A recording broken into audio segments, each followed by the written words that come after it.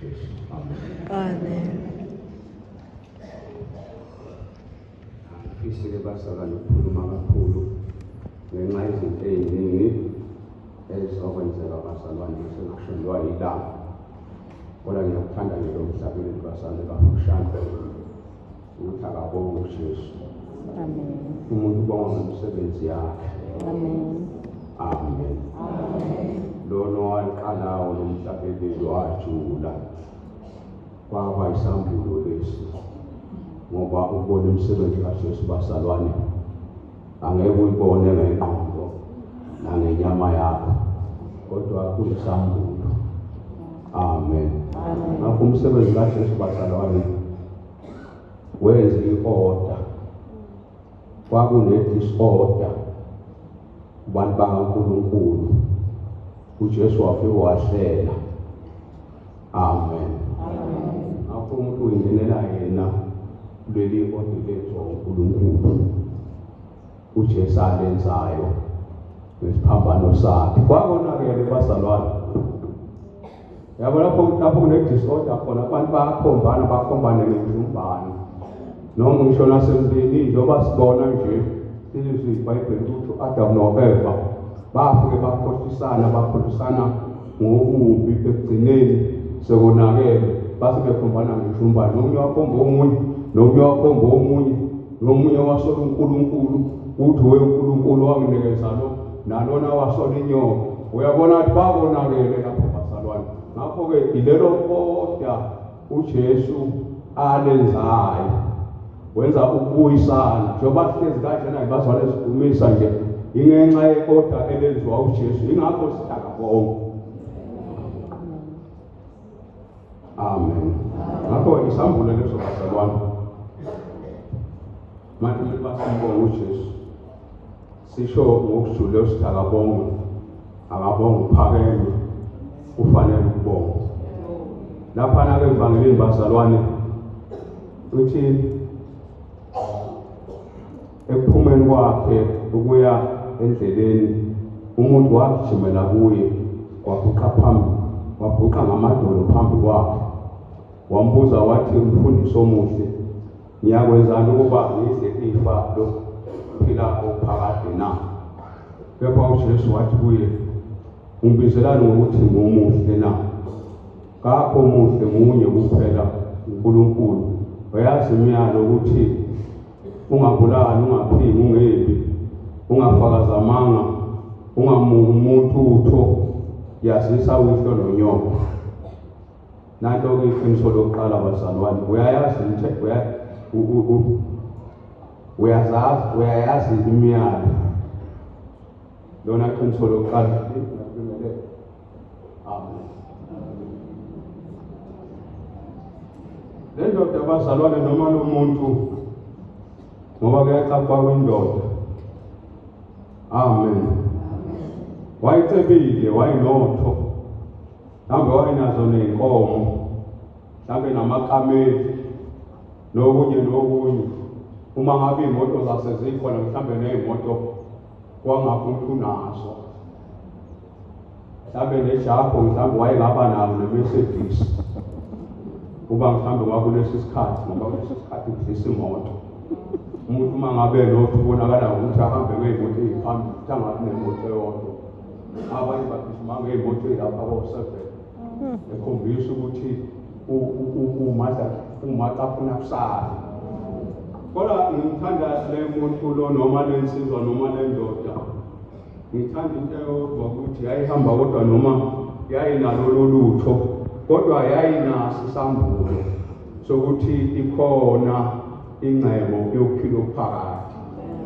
Manje kwakumhlupha lokhu bazalwane ukuthi yebo unazo zonke lezi zinto ucebile uyahlonishwa emhlabeni kodwa inhliziyo yakhe yayinawo lo mbuzo ukuthi mangabe esedlula lapha uyochithela kuphi ifa laphakathi.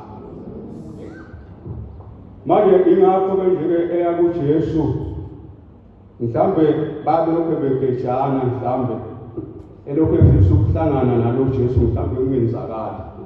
Waze wamhlelela uNkulunkulu bahlangane noJesu. Ithi-ke wagijimela kuye wafika wabhuqa ngamadolo wambuza wathi mfundisi omuhle,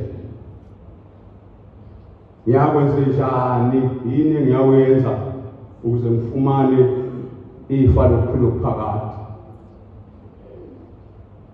uJesu-ke uyayazi imiyalo, ungabulali, ungaphili, ungephi, ungafakazi amanga, ungamuki umuntu, yazisa uyihlo nonyoko. Ngakho-ke wayemshalenja ngemithetho naye ayeyazi, okuyona leyo mthetho leyo kwamele ukuba ame kuyo, nathi okumele uba sibe kuyo ukuze sizuze leli lifa lokuphila okuphakade. Wayesebenzele leli lifa lasemhlabeni, mhlawumbe wayesebenzele ngamafoshela, mhlawumbe wayesebenzele ngengqondo, mhlawumbe waba yi-administrator, mhlawumbe wayesebenze imayina sasa, kodwa khona wayesebenzele khona akwenzayo ukuze alizuze leli lifa leli lasemhlabeni.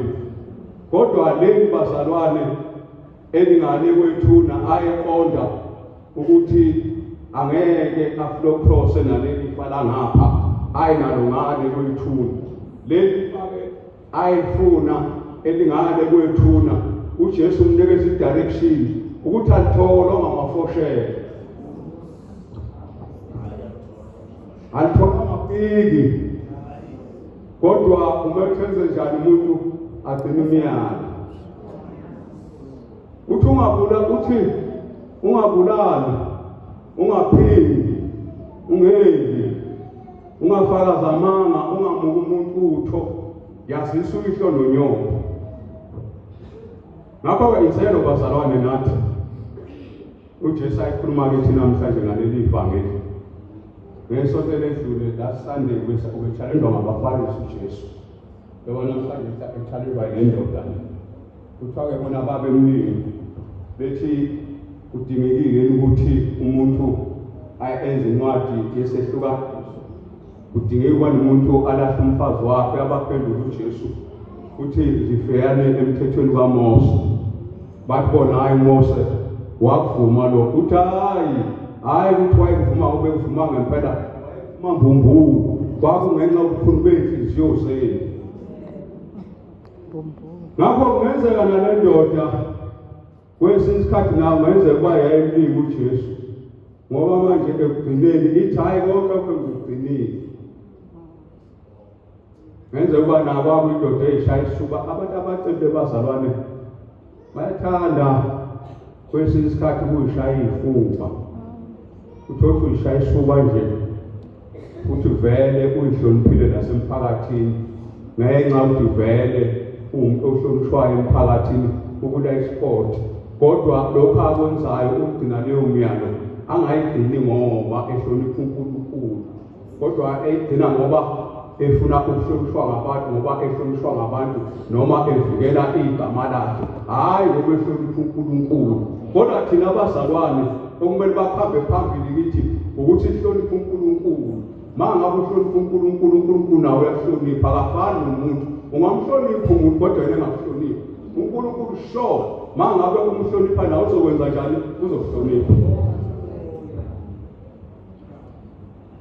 Mangabe uzoma ngokumhlophe, inhliziyo yakho izohamba ilwela ubumhlophe, ugcina imiyalo, uhlonipha uNkulunkulu lapho, ngakho nawe uzokwenza njani? Uzokuhlonipha. Manje-ke nale ndoda le kwakumele uba lokhu okuyimthetho mangabe igcine ngoba ihlonipha uNkulunkulu kusuke ngaphakathi ekugcineni kwenhliziyo. Ingakwenzi nje ngoba kuyi-pride loyo ukuthi hayi angaze ngibulale umuntu mina, angaze mina ngithandane nonkosikazi womuntu, mina ngiwaqambi futhi minamanga mina ngiyamhlonipha ubaba mina nomama. Uma ngabe ngikhona mina ubaba nomama ngimthengela noma yini, unendlu nje ubaba, une-big house nje umama, yimi lona engamakhelini. Amen. Abantu bayakwazi lokho, hayi uNkulunkulu futhi akanandaba nokwazi uNkulunkulu. Bayakwazi nabo makhelwane bami, bayazi ukuthi leya big house lena yimi engayakhawa ngakhela umama. Yasisuyihlo nonyoko. Ngakho-ke bazalwane, ukungcwele bafowethu funeka sibe ubungcwele silwele ukuba ney'nhliziyo ey'hlanzekileyo. Iqiniso lokuqala lelo bazali ngoba ngifuna ukukhuluma kakhulu ngenxa yesikhathi.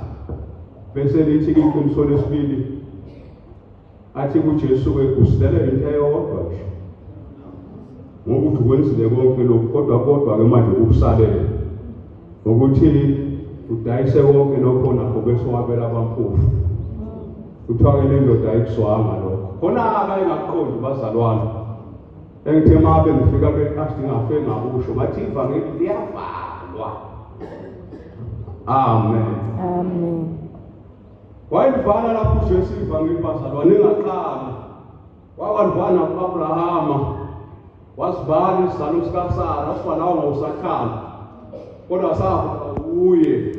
Uthe noma esemnike sesivula wasivulela ukuthi akathole okukodwa okuzinyo kulala. Waphinde futhi walivala futhi khona lapho kulowo zinyo kulala wathi kuthathu enginikeze khona le ndodana yakhe oyithandayo uyonikela ngayo uyenzile ngomhlatshelo wokushiswa.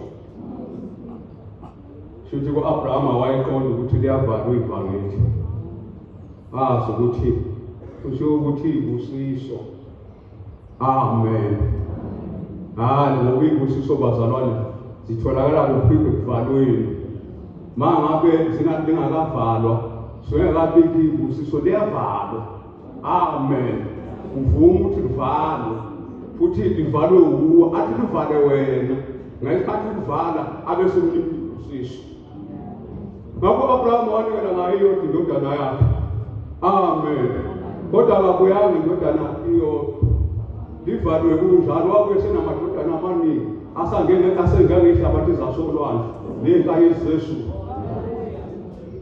Wathi ukuthi nenzalo yakhona Abrahama iwanqoba ama-sacrifices. Ngakho-ke lona ngibona ukuthi wayengaqondi ukuthi ubeyathi uJesu nje nikelana thatha konke lokhu nakho wabela abampofu bese uza kimi ulandela. Wayengazi ukuthi umnikeza iy'busiso ufuna ukuthatha iy'busiso ukuze ayithole iy'busiso ufune ukuthi ayithole ukuthi avume ukuthi livalwe ivangeli. Kuba kuthiwa wavuma ukunikela ngakho kwabampofu wayengezukulahlelwa ngisho nangokukodwa kulokhu ayizobe nikele ngakho kodwa kunalokho kwakuzokwengezwa. Haleluya. Amen. Nawe wenze njalo mzalwane. Lokhu uNkulunkulu atinikela ngakho. Le nyanga wafasikile inyanga ye-stewardship la ikastikini yethu. Ngikho lokho siswe wathi le nyanga le la ikastikini ye-stewardship. Lokhu uNkulunkulu akunikeze khona lokho atinikela ngakho. Lo 10% lona awuzukulahlekelwa yiwo. Noma lokuthiwa kuleyo nyanga leyo ushaya izinto ey'ningi sokusele lokho nje kwethikithi lo 1,000 rand ngabe 1,000 rand musho uhle khulu uyokwenza izidingo zakho ngawo uthathe ufake. uNkulunkulu weze ngakho ubelivala kanti uyalivula uzobona uzobona kakhulu. Iyothi kambe yophela inyanga lo 1,000 zokungalahlekelwe yiwo kodwa kunalokho uzokusukusa uphindile njengo-Abrahama ngoba wathi mayebuya entabeni wabuya engasenayo indodana eyodwa kodwa wabuya esenamadodana amaningi njengoba nathi singabaka-Abrahama. Thatha le ndodana yakhe yodwa oyithandayo unikele ngayo kube ngumnikelo woshiswa. Nawe uthatha lokho kwakho lokho nje unikele ngakho kube ngumnikelo woshiswa.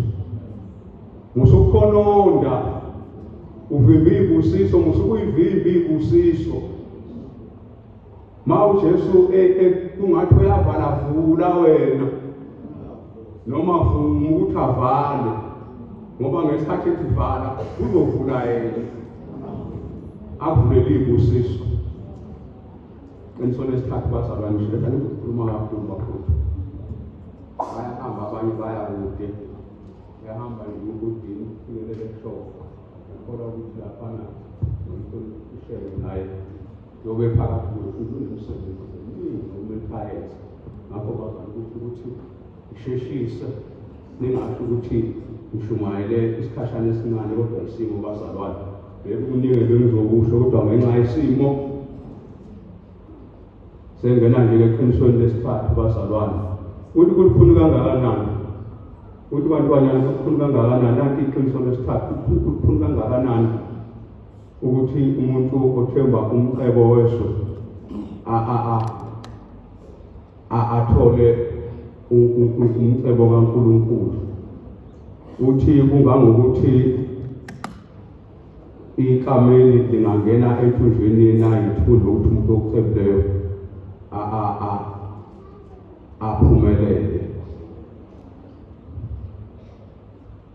Wayekhuluma kulimi lwangalo uJesu wakuyisisho leso sangaleyana kubaJuda ngoba phela amakhabela atole ngaleyana indawo yamakhabela. Mhlawumbe wayekhuluma lapha kithi adresa lapha. Wayezothi impela umuntu kunokuthi angangena embusweni kaNkulunkulu ilanga lingaphansi kosho zinkulu. Mhlawumbe wayethi noma inkombi ngasala umuntu.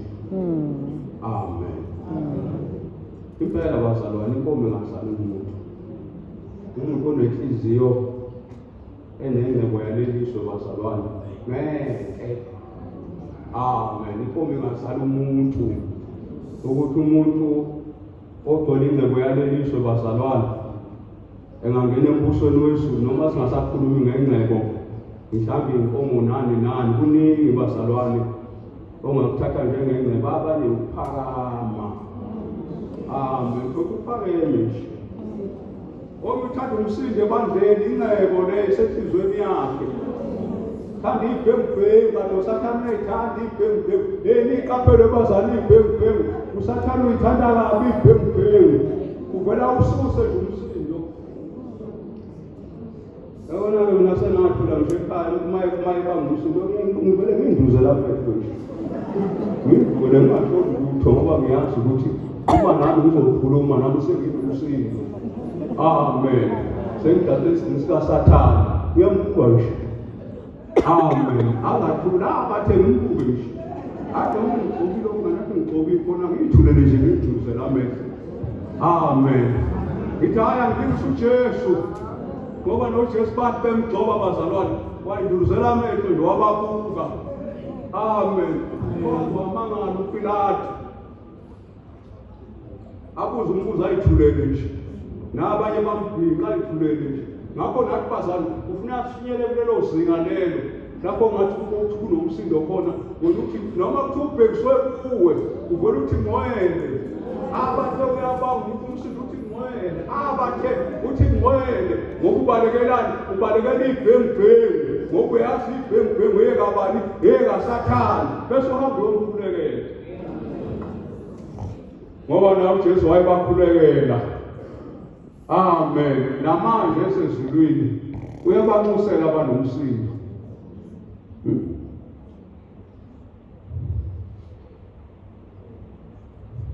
Kulikhulu kangakanani inkomo ingasala umuntu. Amen.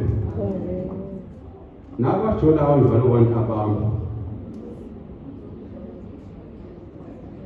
Ngathi ngikhuluma nabanye ngathi ngixoxa nezinye ngathi niqaphela amakwayitosi. Niyawazi amakwayitosi? Ngikaphela amakwayitosi. Nongabapha ngososana lokhu. Unenhlanhla. Ziyakuthanda iy'ngane zethu. Bafowethu bafundisi. Nizeluleke nani iy'ngane zenu ezeniy'sala ngoba zikuyila export ngoba thina sikuyila export. Nizeluleke ukuthi ungayesabi phela itshele ukuthi qaphela amakwayitosi. Amen. Ingane ziyakuthanda amakwayitosi. Imthanda umntwana umthanda ethu uyabhanga. Angabuza udadewethu wathi nani wafuna kwayitosi. Ngithi mina ngoba wawumazi lapho usafunda naye sikhula naye. Wawumazi ukuthi wayibhema ukwayo ephuza utshwala lwabo. Yini owulindele kulowo muntu lowo? Iliphi ikusasa owulindele kulowo muntu lowo? Ulindele iliphi ikusasa kwayitosi? Ikwayitosi izodlala ngayo lokushinge phinde lidlele phambili ikwayitosi. Amen. Angikhuluma nelinye ikwayitosi. kade ngangedla khona ekweni ikwayitosi ngasemphenduka ngathi naphenduka mngani wami hayi lokhu engiziba thengeli ilanga wasethi hayi ngabe ngiyaphenduka nami ngisindiswe kodwa manje ngizolahlekelwa ukujida bese bangathi ngiyiphatha ngayithulela ngithe uma sengivele emandeni manje ngumfundisi abasaqwayumngani wami esemandeni ngamputha seyinto ongayazi amen ngamputha seyinto ongayazi obona ukuthi wayena akasafisi ukuphila seyinto ongayazi nje ubhado sokumqedile bamthiya ukwayitosi umlomo lona usunestembu yonke into awusakhona into ayigqokayo useyinto ongayazi nje amen kanti nabona kumkwayitosi ukwayitosi wahlala ukwayitosi uphendukele kuJesu kodwa ngiyabonga ukuthi waphenduka sengifika emandeni phenduka wathatha ingane zakhe thatha umndeni wakhe wathatha ingane zakhe bashona esontweni babhabhadisa umyeni kweza umama wakhe wazongitshela nathi siyangena lapha kuleli sonto usibanibani umngane wakho usibanibani ilokho eqale ukuya efuyeni ukusithuka abekwenza nsuku zonke mangabe edakiwe ukuyekile sekukhona ukuthula wathi ubephuma lapha nesitaladini asithuke sonke aqale kimi alandelise kodadewethu ibingekho inhlamba abengasithuki ngayo ubeshiya angayazi wonke lo mndeni wonke wangena esontweni lonke kwamsindiswa wabhadadiswa egameni likaJesu wasevela yena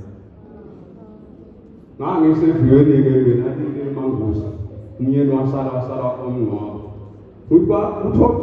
uthi umyeni wakudolotsotsi dolapha esigabeni bazobona lo mfundisi lona okuthiwa uphendule rawu waphenduka wangena esontweni kwathiwa yake kwathi besithi sizobona yena sithi-ke niqaphele kabakwayitosi bantu abamakwayitosi niwaqaphela amakwayitosi azodlala ngani mangabe ngaphendukela kuJesu mangabe ungashiyi haleluya kuyashiywa ungalokhu uthi ngiyasonta ungashile shiya amen shiya ingcebo yaleliswe kushiye konke umwele uJesu ungene kuJesu amen